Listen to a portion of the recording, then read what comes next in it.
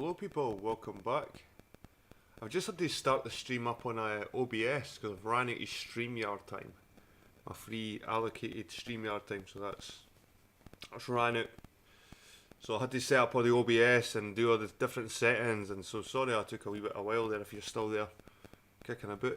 But it's a wee bit different. Got the chat up here in the corner in its own box. We'll just wait to see if people are coming in. I'm not sure if this is on YouTube or not. Hope so.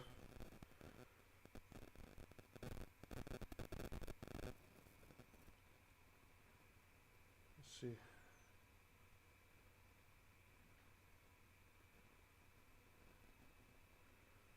Aye, right, I'm live. Cool. Right, we'll try and get these chapters. Oh, how you doing, D? Nice to see you, mate. I can't put your name up on the screen because I'm not using StreamYard. I'm on the OBS. I've not used it for ages, mate. It feels weird. Right, where are we? Back to the chapters. We've only got 2 left. Ancient Irish Literature and the Liafel, or the Stone of Destiny. Right. Just making sure that you can see that. Yep. It's good to see you here, D. Nice to see you, mate.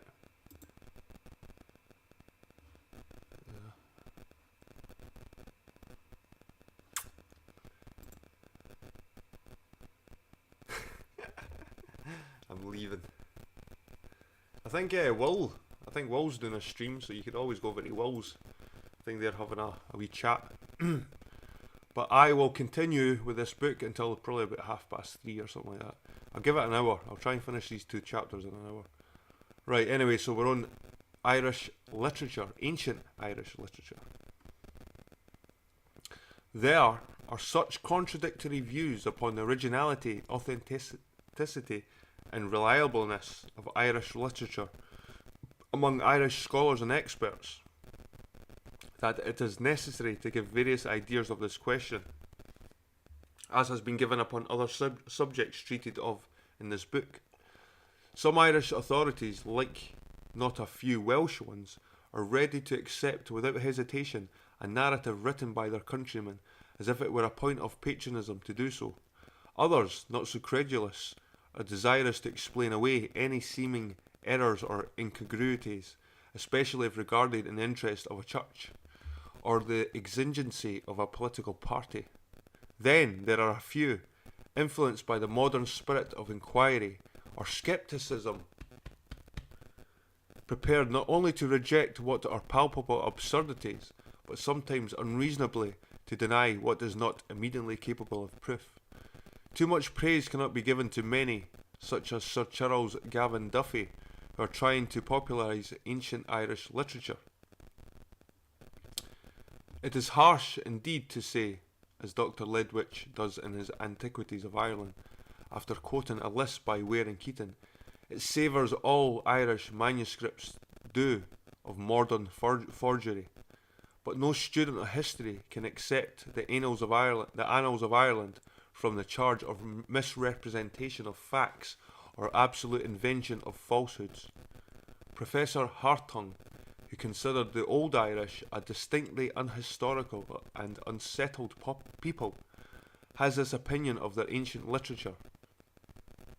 Imagination and the works of scholars, especially after the 10th century, supplied that which was painfully wanting in actuality. No better illustration can be given than the remarkable series of books on the lives of St. Patrick and St. Columba. One's faith is tried thereby to the uttermost, leading not a few to deny the very existence of the 2 missionaries. That early Irish literature was afterwards much corrupted may be admitted, without throwing doubt upon all records because of interpolations and changes, through indiscreet zeal or love of the marvellous. Spencer, though an Englishman, did justice to Ireland when he wrote, "It is certain the Irish hath had the use of letters very anciently and long before England." Let us acknowledge with Faber that fictions of ancient poetry will be found to comprehend some portions of historic truth. It is Bede, no real friend to the Irish, who tells us that many both of the nobles and the low state left their country and either in search of sacred learning or a stricter life removed to Ireland. Camden quotes St. Sogenius of the 8th century. Exemplo patrum, commotus amor legendae, evit ad hibernos Sophia mirabile claros. Skene in Celtic Scotland observes, others of these legends are undoubtedly pure artificial, and the entire legendary history of Ireland prior to the establishment of Christianity in the 5th century partakes largely of this character. Dr. Todd, however, warns us that the pagan character of a passage fails to prove its antiquity, as early Christianity itself was deeply tinged by pagan influences. In the same sense, Eugene Curry writes, the tales relating to the pre-Christian period have in some form or other floated down the stream of tradition, preserving in the mists of a richly developed Christian mythos much of their original pagan character. The latter author draws a comparison between Irish and Welsh literature, not much to the advantage of the latter, saying that there is the first a definitive localization of all the personages and incidents of the tales, whereas the Welsh poems bear incontestable evidence of having been recast in the 12th or 13th century. He deplores the great destruction of Irish manuscripts. For several centuries before the Norman conquest of Ireland, much information being only preserved by tradition. The country must have been for ages in a fearful state of feud and anarchy before the 12th century. Toland, in his History of the Druids, agrees with Curry in the statement that the Irish manuscripts are older and more numerous than the Welsh. Many are scattered in the libraries of Europe, particularly in Paris, Spain, Copenhagen and Vatican. And I noticed that, guys, when I was researching old ancient manuscripts in the Irish literature. These books are held in like museums in Paris for some reason, and not in the museums in Ireland.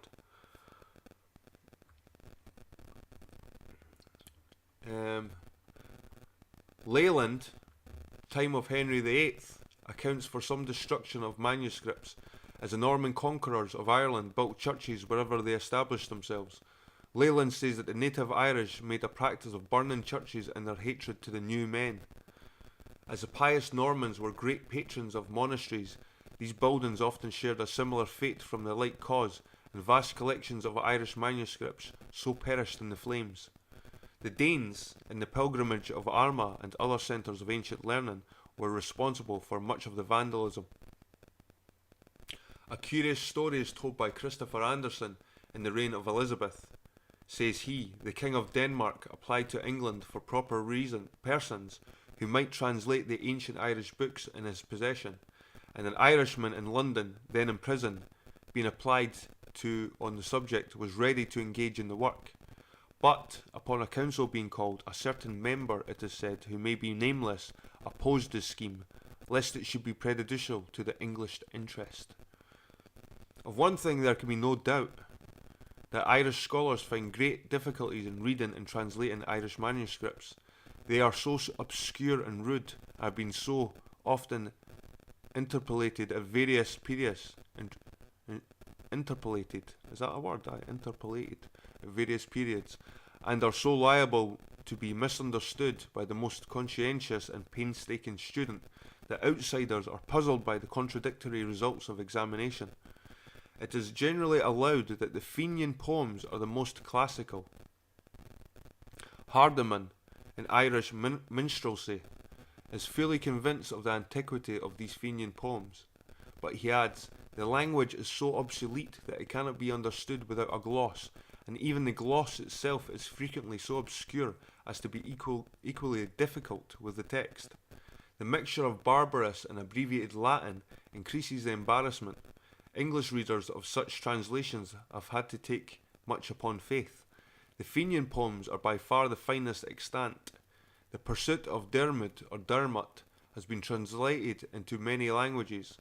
The Battle of Gabra and the Lamentations of Oisin relate to the final destruction of the Fenian warriors by the Milesians.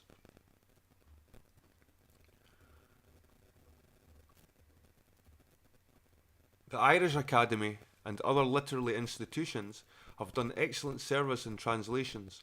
Walker's Irish Bards and Miss Brooke's Relics of Irish Poetry may be consulted with advantage, as well as Hardiman's Irish Minstrelsy.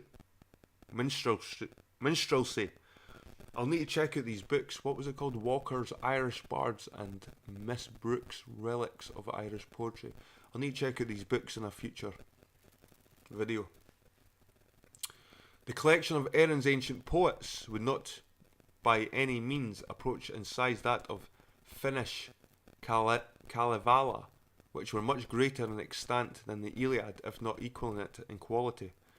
It has been well remarked that Ireland would have been the richer had not the fears of bigotry of the priests discouraged the reading of pagan poems and romances and thrown thousands of manuscripts into the flames.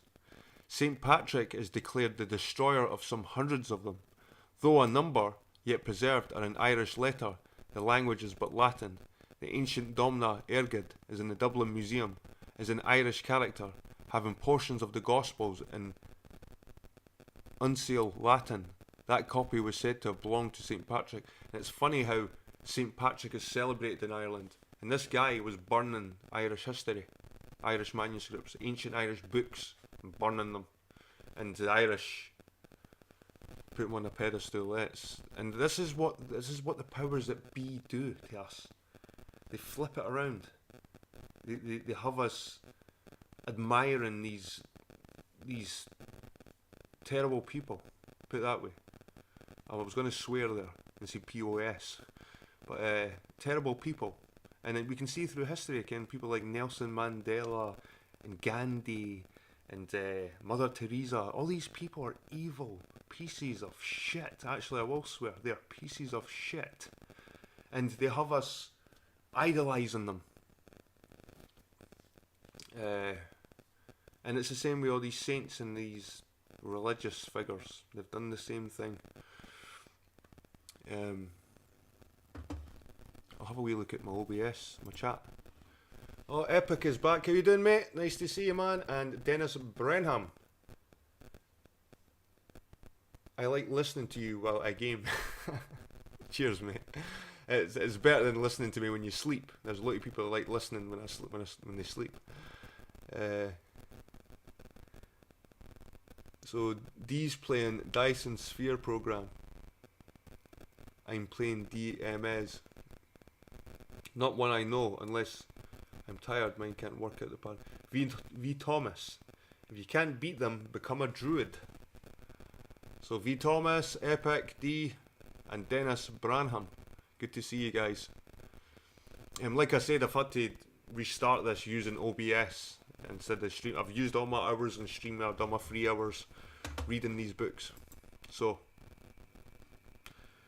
right. The reported ages of manuscripts may be considered doubtful. Zeus, of the German philologist, puts the oldest of the 9th century, but many are clearly copies of earlier ones, now lost. The 5th century has been claimed for some, and a pre-Christian period for a number of lost originals. The Cathach of the O'Donnells, containing some palms, is in a very ancient character. The Lebar na Udre, a book of the Dun Cow, has 138 pages on vellum. The Lebar Gabala, or Book of Invasions, is historical. The Book of Kells was ascribed to Columba, having its Gospels beautifully illustrated. The Shonkas Mor is a storehouse of information. Psalters are ascribed to Cormac of Cashel and others. The Psalter of Tara is taken from the one of Cashel. The latter records the facts that Trosden, a magician, advised the Irish army to bathe in milk of 150 white crumple-horned cows as a sure antidote against envenomed arrows of the Britons. Among the lost manuscripts may be named the Calendar of Cashel, the Cullman, the Book of Skins, etc. The Lebar Lecan has much about the Tuaths. Historical or mythological tales are numerous. There are annals of Ulster, of Munster, Leinster, Innisfallen, Donegal, Tirganach, Clonmacnoise, the Four Masters, etc. The Book of Armagh is very celebrated for its Irish character, mixed with Greek and Latin. There are books of Meath, of St. Kevin of Glendalough, of Lecan of Kells, of the Isle of Saints, of Fermoy, of Diana, of Clonmacnoise, of Mullen, of Dioma, of Howth, of Durrow, of Ballymote, about Tuaths and Milesians, of Leinster, of Lismore, of Clogger, of Dun St. Shunkas, by Amergin, etc. There are books of rites of Lebar na Gekert by St. Benegus, the Yellow Book of Ferns and the Book of the Angel. The Book of Armagh, containing the Confessions of St. Patrick, has 442 pages. The Four Masters, with some authorities, dates from the 17th century. Dr. Petrie dates the Faith Fuda, or the Guardsman's Cry, from the 7th century, though put much later by Todd, and in the 12th century by the Reverend W. Kilbride. Of 291 words, 16 are Latin and 30 are obsolete. The antiquarian authority, J.T. Gilbert, has doubts of any 5th century Latin Vulgate in Ireland. The lives of St. Patrick are mostly of medieval age.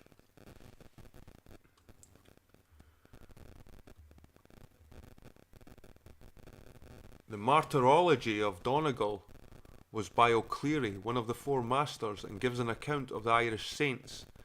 The Saltaire Chasel was seen by Sir W. Ware, though since lost. There are 2 copies of the Book of Hymns, 11th century.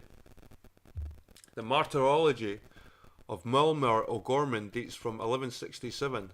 The metrical calendar is put at the 9th century. St. Patrick's Hymn of the Trinity is declared of the 6th century. Among foray or cattle-stealing poems may be cited the Tain Bo Cullen, written by St. Kiernan, on the skin of his pet dun cow.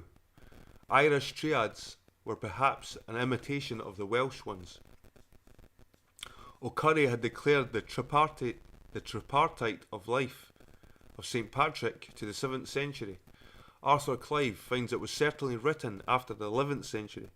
Such are the allusions to the kings of the chieftains, while the manuscripts called the Book of Armagh must have been written after the Norman conquest, for it alludes to the Saxons as in occupations of the island, and gives expression to a prophecy foretelling their final expulsion.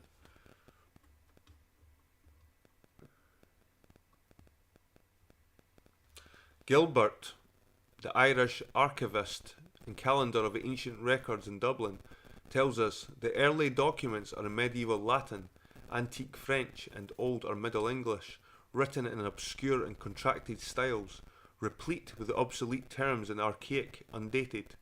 He finds the characters and grants are written in abbreviated Latin. The Irish was ever a puzzle. There were men to be found in Rome, it was said, who could speak every language but Irish. Lilly called it the angel's language. Our James I hated it, and declared his conviction that the devil himself could not speak it might. Therefore, on that account, be regretted that the Irish are more and more adopting English for Erse. As the Erse has long been regarded as the poor relation among the Celtic family, the following from the Edinburgh Magazine for 1800 may be reassuring to Irishmen. The Scottish dialect of the Irish, corrupted as it was the monkish Latin and abundance of Danish, arrived in this country with the Dalriadi. The Irish is the real mother tongue and retains a very long list of vocables, either now forgotten or never used in Scotland. On the other hand, the Irish vocabulary contains all the words, a few modern corruptions excepted, to be found in the Scottish Gaelic. Although Welsh enthusiasts claim the greatest antiquity for their tongue, many philologists lean to the Irish language. Elton affirms that it seems to be of all the Celtic languages the farthest removed from Latin, and that the oldest Irish is found to be the original, not merely of the modern Erse, but also of the Manx. Usher found it nearest to Hebrew. O'Flaherty traces it to Phoenicia. Sir William Temple regarded it as an original language. H. O'Brien sees Hebrew derived from its primordial tongue. From Hamilco we should learn that the Carthaginians of this day thought more of the sacred island extensively inhabited by the Hiberni than they did of the island of Albion's, Britain. As to the writing itself, Todd believed in its pagan age, but Dr. Ritchie says it can scarcely be pretended that the writing was known prior to the introduction of Christianity. The Greek character seen in its semi-uncial state. Runic letters are absent, as the Vikings were using Roman ones when they began to plague the Irish coasts. Patrick has the credit, with some, of introducing Roman letters.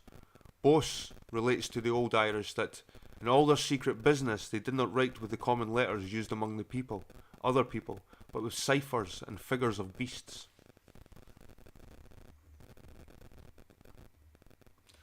Toland wrote, "The use of letters has been very ancient in Ireland, which at first were cut on the bark of trees, prepared for that purpose, or on smooth tables of birchwood, which were called tabe fillet.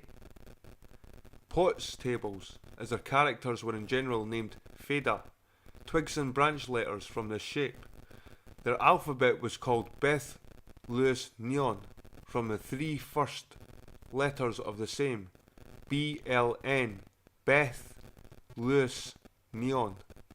Birch, quicken, and ash, for the particular name of every letter, was, for memory's sake, from some tree or other vegetable." So, I heard this was the same with Ogham.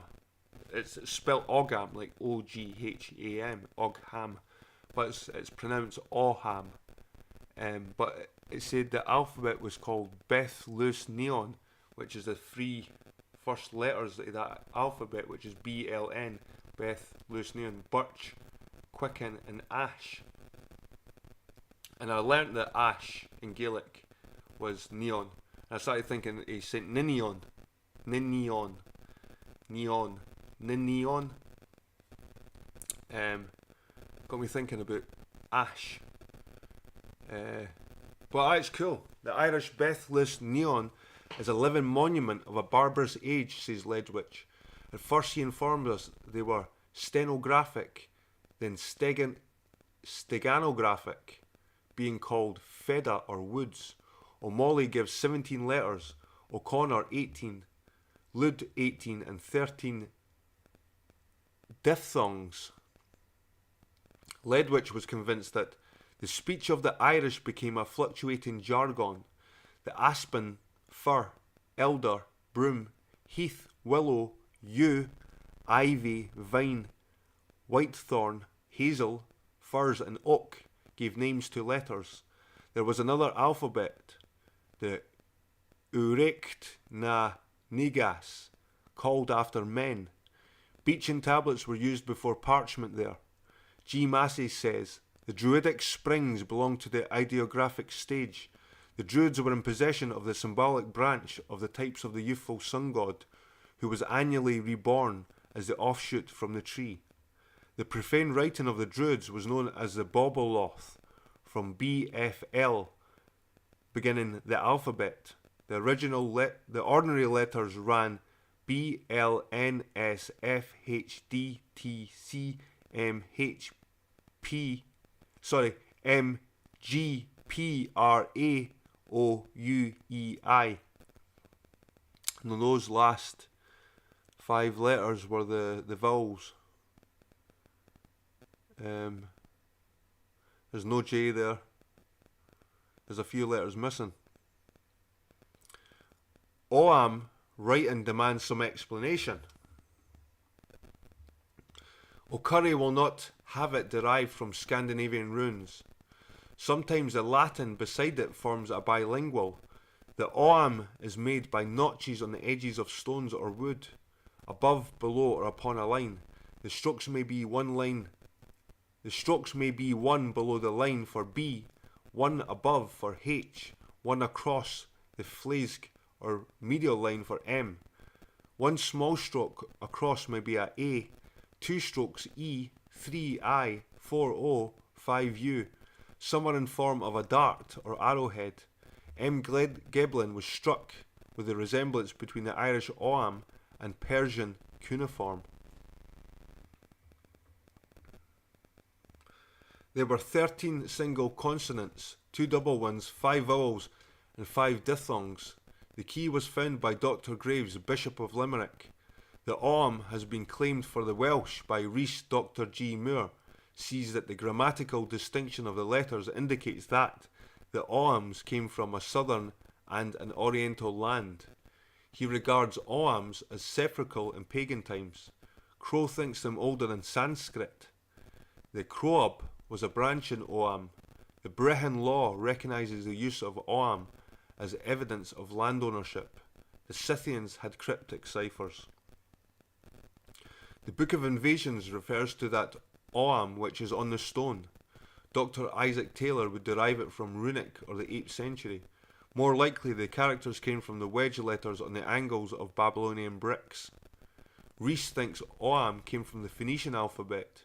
He finds the Ogham alphabet is of a double origin, forming a sort of compromise between the East and the West.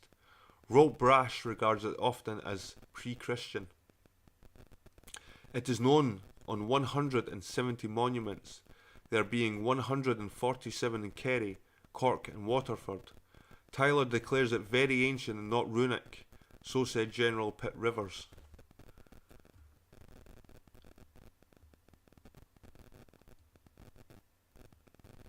The derivation is unsettled. One writer in the Royal Irish Society gets it from O, or Og, or Oga, a cycle. Ogma was the father of the Tuath king and was called Grinan, or belonged to the sun. G. Mounsey Atkinson has a word from Gwaim, the Gwaim or wisdom of birds. One of old styled it as a cowboy's inscription. The Book of Ballymote had an Ogham tract. In the Tain Bo Culan we read, Cuchulainn cut an oak before him there, and he wrote an Ogham on its side. He then made an id, a rod, and wrote an Ogham in its side, and twisted it round the head of the pillar stone. The id was put in the hands of Fergus MacRoy, and he read the id. O'Curry heard that in the 3rd century there existed at Tara a book of wooden tablets of great age. The museums of Dublin, Edinburgh and London have specimens of Ogham writing. So that was something I was looking into just before the year there, was the Ogham alphabet linked with the trees, and it's so interesting that such a complex alphabet was around before before the Latin came into the islands.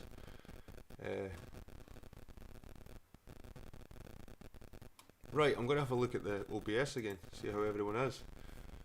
So, still Hank Hill, how you doing, mate? Suffer means allow. Thou shalt not allow a politician to serve then. So they're having their own wee debates in the chat there.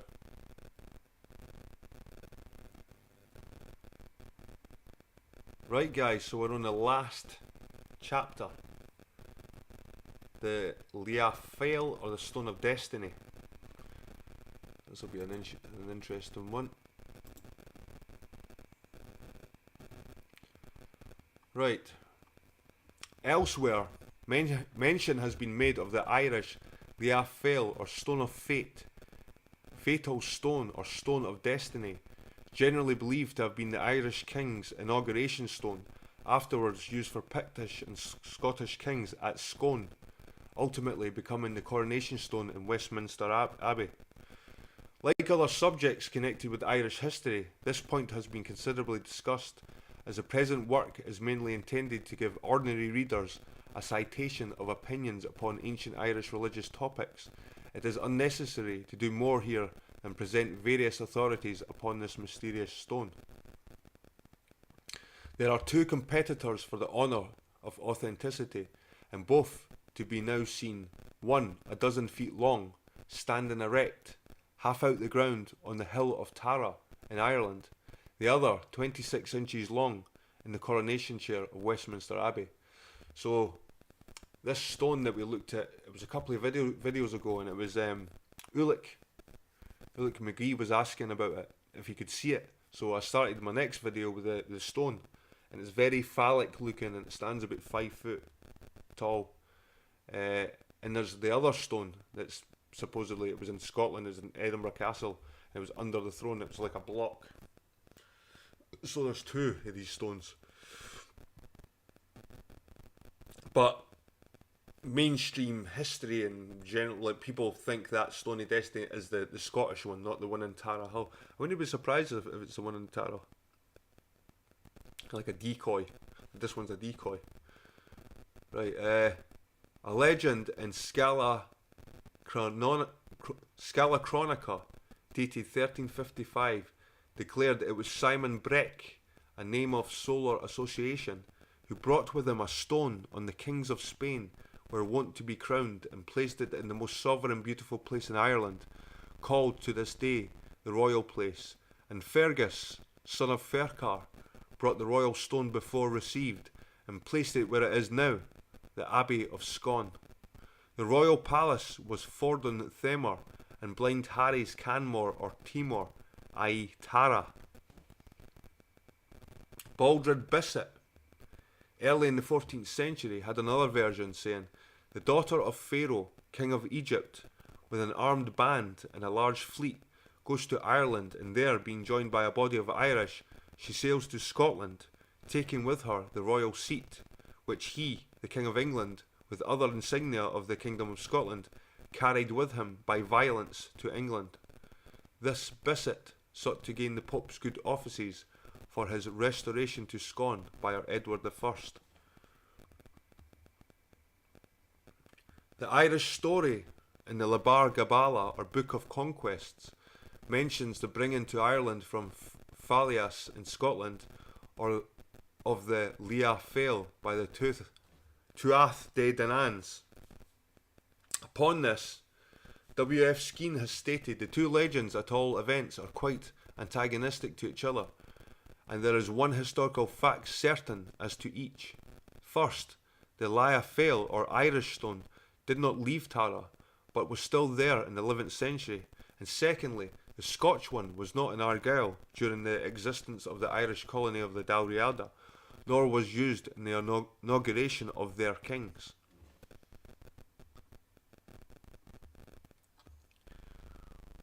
Wintowness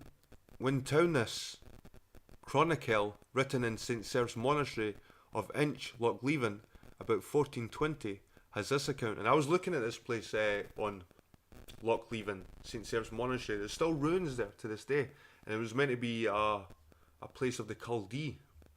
The Chaldee, one of the last places the Chaldee monks were.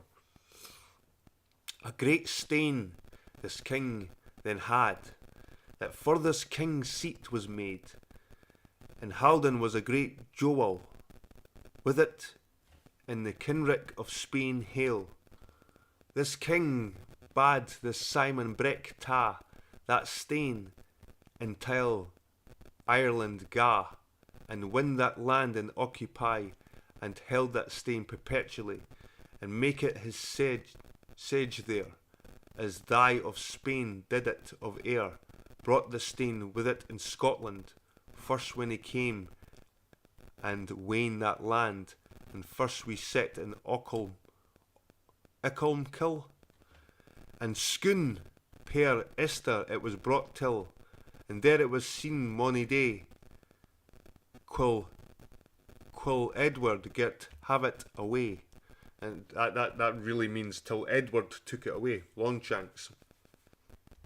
Nor will I the word rehars as I find of the stain and wares, ne fallit fatum Scotai, quocung locatum, invient lepadum, regnare tenetur abidum, but gif wordes fally hand be, where that stain ye see, that all the Scottes be regnant, and lords hail o'er all that land.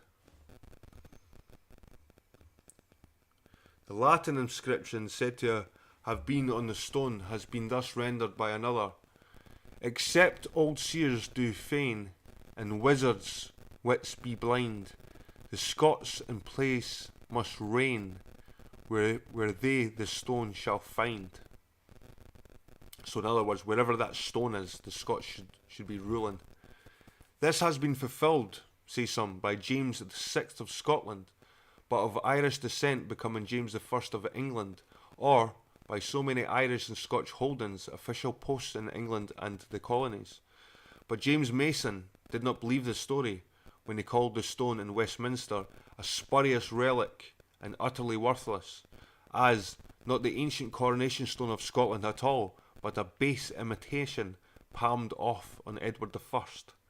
That the Scots in the retreat should abandon the real stone is to him the most monstrous of superstitions. Hidden awhile, it may have been lost sight of in the subsequent wars, or lost by the death of the custodian, as many another treasure had been. In other words, that stone that Edward took away was a fake. Geikie, the geologist who found it perfectly resemble the sandstones of the Scone district, says, "To my eye, the stone appears as if it had been originally prepared for building purposes, but had never been used. Even Shakespeare in Richard III called it a base, foul stone, made precious by the foil of England's chair." It is curious also that while the stone, Holyrood, containing a portion of the true cross, was given up by Edward at earnest Scottish solicitation, no pressing was used for the return of the coronation stone, not even after the crushing battle of Bannockburn, containing a portion of the true cross. Like, this is new to me. I've been to Holyrood in Edinburgh, and I didn't realise it supposedly had a portion of the true cross. And if the theories are correct that Israel is in Britain and Jesus was possibly crucified here, why wouldn't we have a piece of the true cross? Right, anyway. It was perhaps intended to return the stone to Scotland, and a writ for the removal was dated July the 1st, 1328, according to the decision of a council at Northampton. Dalrymple states that it was further determined on at a conference between David I and Edward III in 1363.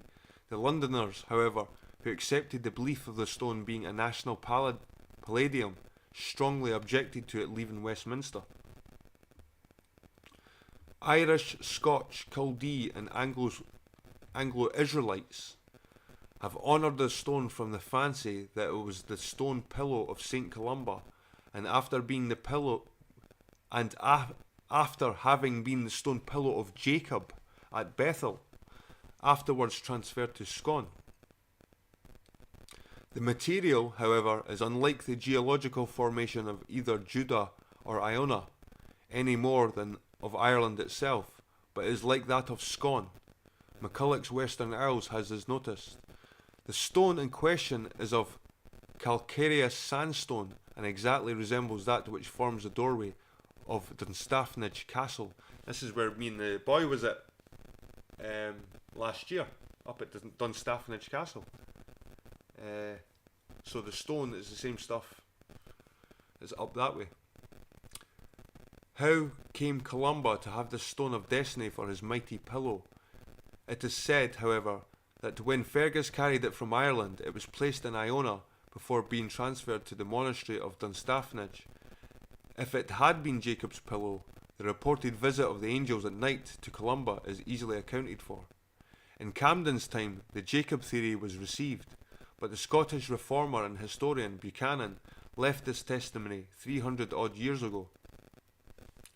The connecting the stone with the name of the patriarch Jacob was most likely a monkish invention, and not improbably had origin in this abbey, since the most ancient document in which it was thus described appears to have been a tablet that was formerly suspended above the chair, but which has long ago partaken of the same fate as all the other written memorials that were in this chapel.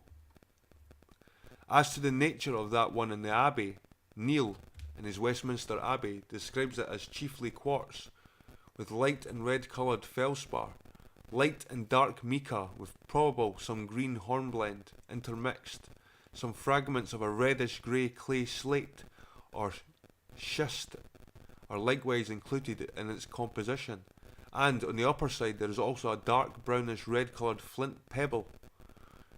Dean Stanley thought the stone certainly from Scotland. Scone is of old red sandstone formation. The Dean had a piece of it tested in Percy's laboratory when it was found to be slightly calcareous. Examined under the microscope, grains of quartz and small scales of mica were detected. Professor Ramsay, 1865, had the like opinion of its geology. Keeps Monumenta West Monasterianasia in 1681 tells us, here is likewise on the west side the feretory shrine of St. Edward, hard by the screen that separates the high altar from the chapel, the chair or seat whereon our kings are accustomed to be inaugurated and crowned. It appears extremely ancient both in its fashion and materials, being made of solid, hard, firm wood, with a back and sides of the same, under whose seat, supported by 4 lions, curiously carved, instead of feet, lies that so much famed stone, whereon the patriarch Jacob is said to have reposed. The ruins of this chair itself shows that heretofore it hath been fairly painted and gilt with gold. The cost of the labours of carpenters, painters, and gilders upon the same, nearly 700 years ago, was £1 19 shillings and 7... whatever the D's were. What was a D again? Not a dime anyway. The chair itself is 6 feet 9 inches by 3 feet 2 inches. The seat is 2 foot 3 inches from the ground. There appears a groove in the stone. The circular iron handles for lifting it are fixed to a staple. A crack may be observed. The stone is 26 inches long, 16 3/4 broad, 10.5 high. Returning to its Scotch history, Skene discovers not a single example of a Pictish sovereign being crowned thereon, and supposing an instance were known, he wonders why the Scots, as racial foes of Picts, should have used it for the purpose. Robertson, the historian, traced Columba's relics to Dundalk, not Scone.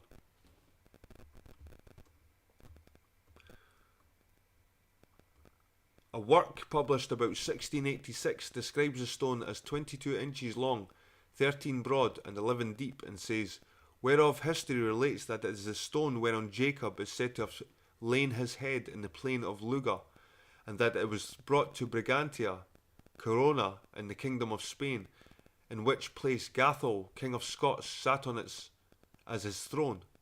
Thence it was brought into Ireland by Simon Breck, the first king of Scots, about 700 years before Christ's time, and from thence into Scotland about 300 years before Christ, and in AD 850 was placed in the Abbey Scone.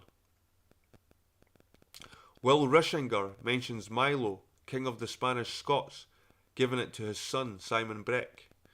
Dr. O'Connor cites an Irish manuscript which records the removal of Leah Fail from Tara to the Connaught kings at Cruachan, and so it lost its sounding property till Con's day, 2nd century, that it was sent by Murtagh mac Airca to his brother Fergus mac Airca of Dalriada in Argyll. Flaherty, confounding its asserted removal from Iona to Scone in the 9th century, affirmed it was sent by Aid Finlayth to his father-in-law, Kenneth MacAlpin. Another version is that Simon Breck, speckled son, brought it up with his anchor off the coast of Ireland. The west coast of Ireland. Pennant narrates, the stone which had served Jacob for his pillow was afterwards transported into Spain, where it was used as a seat of justice by Gathalus, contemporary with Moses. Boas declares with Gathalus was the son of Cecrops of Athens, and that he married Scotta, daughter of Pharaoh. Hayden's Dictionary of Dates relates that the Leah Fail on which the kings of Munster were crowned was laid in the Cathedral of Cashel. The Royal Irish Academy had the full Tara story from Dr. Peachey's pen, referring to what he considered the Leah Fail. The author mentions its position by the Mound of Hostages, though removed to this Forad Rath in 1798 over some graves after the Tara fight. But the mound, said he, is still popular called Bod Therges, that is, Penis Fergusi, an appellation derived from the form of this stone. Other manuscripts identify the Leah Fail with the stone on the mound of the hostages. Elsewhere he said, between the Irish and Scottish accounts of the history of this stone, there is a total want of agreement, which shows that the Scottish writers, when they recorded their tradition, were not acquainted with or disregarded the accounts of it preserved by the Irish. The Irish accounts uniformly state that the Leah Fail was brought into Ireland from the north of Germany by the Tuatha de Danann colony. The conclusion of Dr. Peachey is as follows. It is an interesting fact that a large obeliskal pillar stone in a prostrate position occupied till a recent period the very situation on the hill of Tara, pointed out as the place of the Leah Fail by the Irish writers of the 10th, 11th and 12th centuries, and that this was a monument of pagan antiquity, an idol stone, as the Irish writers call it, seems evident from its form and character. It is, in fact, the remnant of an ancient object of worship, the honouring of the symbol of production or source of life. One may smile at a clergyman, the Reverend Mr. Glover, saying of the Stone of Jacob that it was reverenced long by the Jews, and by being lost in the destruction of their sanctuary 588 BC, it appeared in Ireland as the precious Leag Fail, brought thither by Hebrew men in a ship of war circa 584. Mr. Hine, in Leading the Nations to Glory, regards that stone as a witness of God's covenant in the future.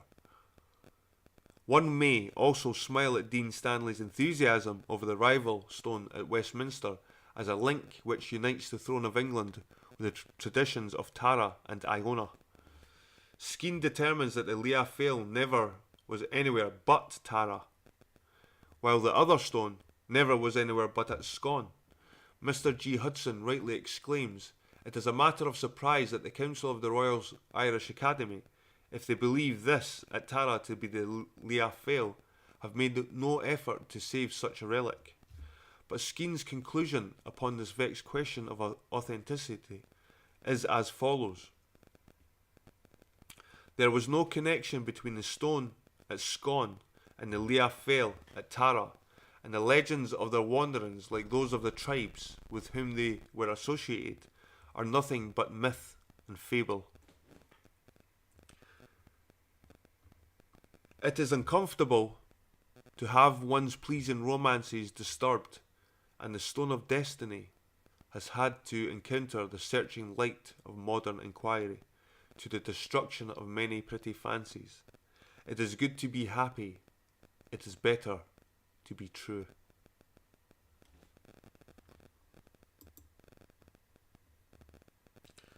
So these are just all the references and authorities of the book alphabetically. I'll just go through them slowly. I'll not read them all out, but you can see from Bede to Columba.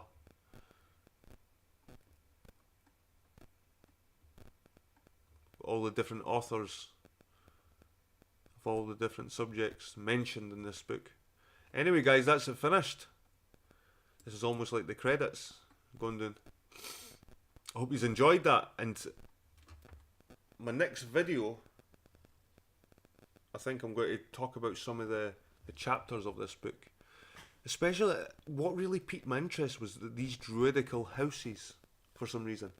It's something I'd like to visit, if I knew what were meant to be druidical houses, and they've maybe been hidden under the guise of churches. I'd like to go and visit these places. Anyway, right people, what time is it now? 3:10. So V Thomas, D saying he's lost his reflexes, so avoid FPS games.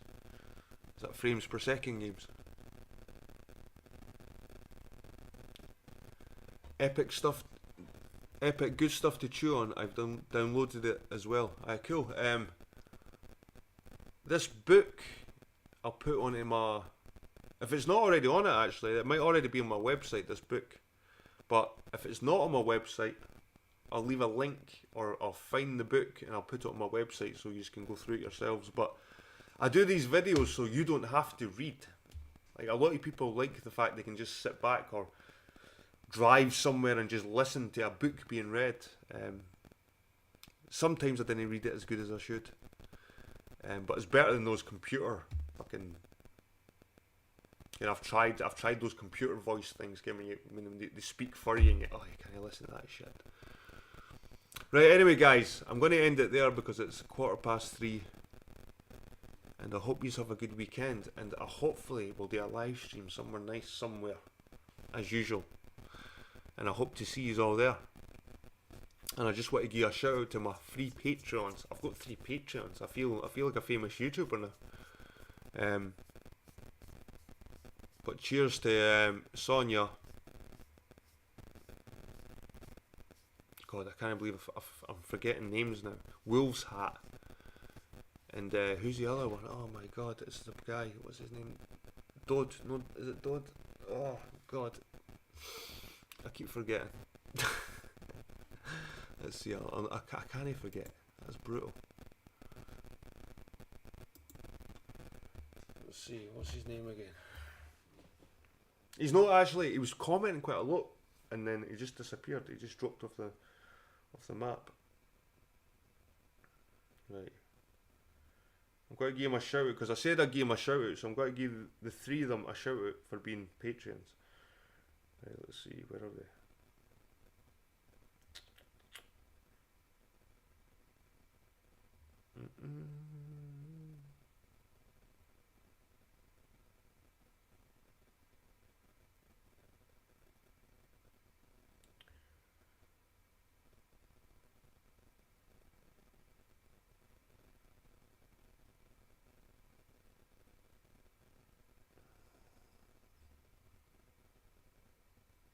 This is shocking. It's so late at night. Do you know what? It's like one of the ones, like, I do know it, and it's just run off the top of my head. Let's see. Can I find it in a video that I've done? My webpage. What about my webpage? Sorry, I'll go on my webpage. What am I talking about? Go to my webpage.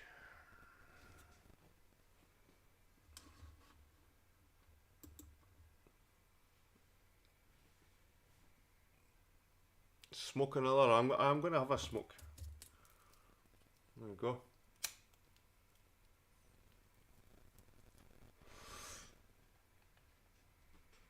Try to find my Patreons here.